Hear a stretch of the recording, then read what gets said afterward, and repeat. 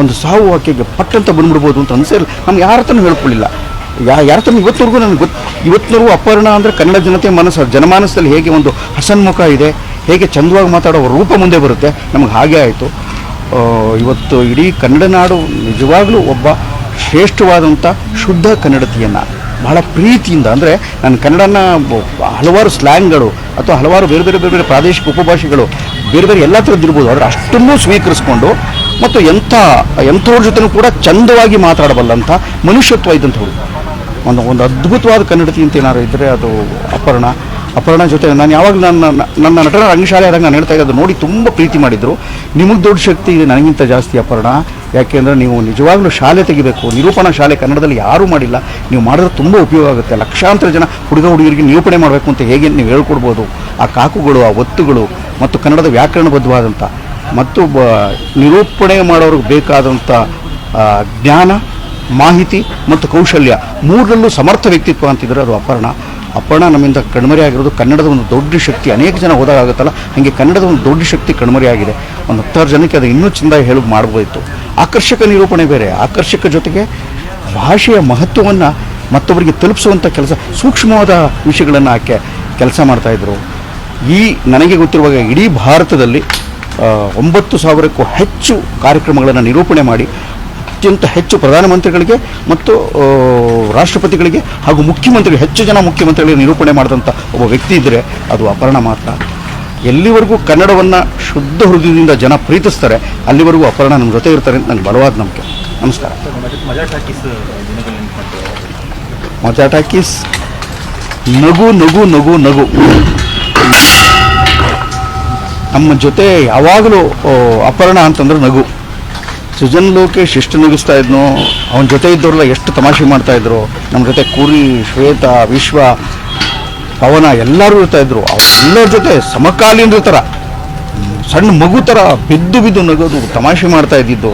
ನಾವೇನು ಅವ್ರ ವಯಸ್ಸಿನ ಬಗ್ಗೆ ತಮಾಷೆ ಮಾಡ್ತಾಯಿದ್ವು, ರೂಪದ ಬಗ್ಗೆ ತಮಾಷೆ ಮಾಡ್ತಾಯಿದ್ವು, ಅವ್ರು ಡ್ಯಾನ್ಸ್ ಬಗ್ಗೆ ತಮಾಷೆ ಮಾಡ್ತಾಯಿದ್ವು.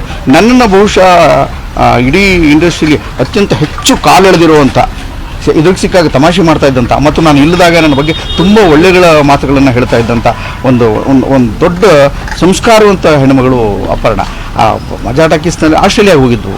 ಆಸ್ಟ್ರೇಲಿಯಾದಲ್ಲಿ ಕಳೆದ ಘಟನೆಗಳಿಗೆ ಒಂದು ಪುಸ್ತಕನೇ ಬರಿಬೋದು, ಅಷ್ಟು ಅದ್ಭುತವಾದಂಥ ಪುಸ್ತಕ ಬರಿಬೋದು ಅಂತ ಆಸ್ಟ್ರೇಲಿಯಾದಲ್ಲಿ ಸುತ್ತಾಡ್ಕೊಂಬಂದು ತುಂಬ ಅಲ್ಲಿ ಬೀದಿಗಳನ್ನು ನೋಡೋದು, ಅವ್ರ ಜೊತೆ ಕಳೆದಂಥ ಪರಿಸ್ಥಿತಿ, ಅಲ್ಲಿ ಅನೇಕ ವಿಷಯಗಳಿಗೆ ಅಲ್ಲಾಗಿದ್ದ ಅನೇಕ ವಿಷಯಗಳಿಗೆ ಅವ್ರ ಮಾತುಗಳನ್ನು ಕೇಳೋದೇ ಚೆಂದ. ಆಸ್ಟ್ರೇಲಿಯಾದಲ್ಲಿ ಕನ್ನಡ ರಿಂಗಣಿಸ್ತು, ಆಕೆ ಶಬ್ದಗಳು ರಿಂಗಣಿಸ್ತು, ಆಕೆ ಮಾತಾಡ್ತಾ ರೀತಿ ಚೆನ್ನಾಗಿತ್ತು. ಮಜಾ ಟಾಕೀಸಿನ ಅಷ್ಟೂ ದಿನಗಳು ಸೃಜನ್ ಲೋಕೇಶ್ ಅವ್ರ ಮನೇಲಿ ರಿಹರ್ಸಲ್ ಆಗಿದ್ದ ದಿನಗಳನ್ನು ಮತ್ತು ಕಡೆಯ ದಿನಗಳಲ್ಲಿ ಹೊಸ್ತಾರೆ ಅವರು ಅವ್ರಿಗೆ ಊಟ ಮಾಡಿ ಕಟ್ಕೊಳ್ತಾ ಬುತ್ತಿನ ಕಳಿಸ್ತಾಯಿದ್ರು ಶೂಟಿಂಗಲ್ಲಿ. ಬೇರೆ ಊಟ ಮಾಡೋದು ಬೇಡ, ಆರೋಗ್ಯ ಹಾಳಾಗುತ್ತೆ ಅಂತ.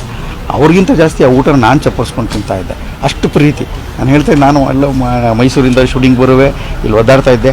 ಆಕೆ ತೋರಿಸ್ತಾ ಇದ್ದ ಪ್ರೀತಿ ಇತ್ತಲ್ಲ, ಮಾತೃತ್ವದ ಹೆಂಗಸು ಅಂತ, ಅದನ್ನು ನಾನು ಈಗಲೂ ಗಟ್ಟಿಯಾಗಿ ಹೇಳ್ತೀನಿ. ಮತ್ತು ತುಂಬ ಮಹತ್ವಾಕಾಂಕ್ಷಿ ಕಂಡ್ರು.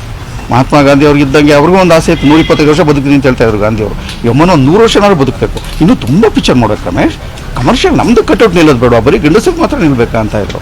ತುಂಬ ಏನೇನೇನೋ ವಿಷಯಗಳು ಸಿಕ್ಕಾಪಟ್ಟೆ ಇದೆ, ಅಷ್ಟು ಅದ್ಭುತವಾದಂಥ ವಿಷಯಗಳು. ಆಮೇಲೆ ತಮಾಷೆ ವಿಷಯದಲ್ಲಿ ಒಬ್ಬೊಬ್ಬ ಅಂದರೆ ಶುದ್ಧ ಕನ್ನಡವನ್ನು, ಶುದ್ಧ ತಮಾಷೆಯನ್ನು ಏಕಕಾಲದಲ್ಲಿ ಮಾಡಬಲ್ಲಂಥ ಹೆಣ್ಣುಮಗಳಾಗಿದ್ದರು ಅಪರ್ಣ.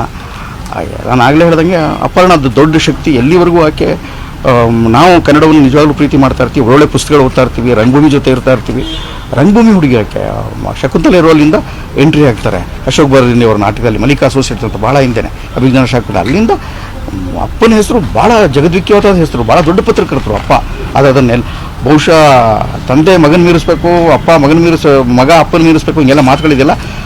ಅಪ್ಪನ ಹೆಸರನ್ನು ದಾಟಿ ಕನ್ನಡದ ಜನಮಾನಸಕ್ಕೆ ಒಬ್ಬ ನಿರೂಪಕಿಯಾಗಿ ಕನ್ನಡದಲ್ಲಿ ಮೊದಲ ಬಾರಿಗೆ ಪ್ರಥಮವಾಗಿ ತನ್ನ ಅಸ್ತಿತ್ವವನ್ನು ಸ್ಥಾಪಿತಗೊಳಿಸಿದಂಥ ಹುಡುಗಿ ಇದ್ದರೆ ಅದು ಅಪರ್ಣ. ಅದಕ್ಕಾಗಿ ಅಪರ್ಣ ಬಗ್ಗೆ ಯಾವತ್ತೂ ಹೃದಯದಲ್ಲಿ ಒಂದು ದೊಡ್ಡದಾದ ಪ್ರೀತಿಯನ್ನು ಕಾಪಿಟ್ಕೊಂಡಿರಲೇಬೇಕು. ಅದು ಖಂಡಿತ ಆಗುತ್ತೆ.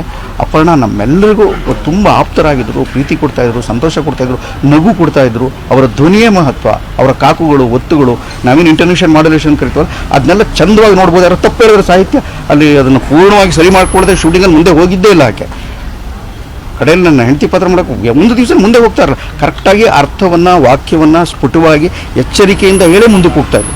ಶೂಟಿಂಗಿನ ದಿನಗಳು ತುಂಬ ಮಹತ್ವಪೂರ್ಣವಾದವು. ಆಕೆ ಮಾಡಿದಂಥ ಸಂದರ್ಶನಗಳು ಒಂದಕ್ಕಿಂತ ಒಂದು ಮಹತ್ವಪೂರ್ಣವಾದವು, ನಡೆಸಿಕೊಟ್ಟ ಕಾರ್ಯಕ್ರಮಗಳು ಅತ್ಯಂತ ಅದ್ಭುತವಾದ್ದು.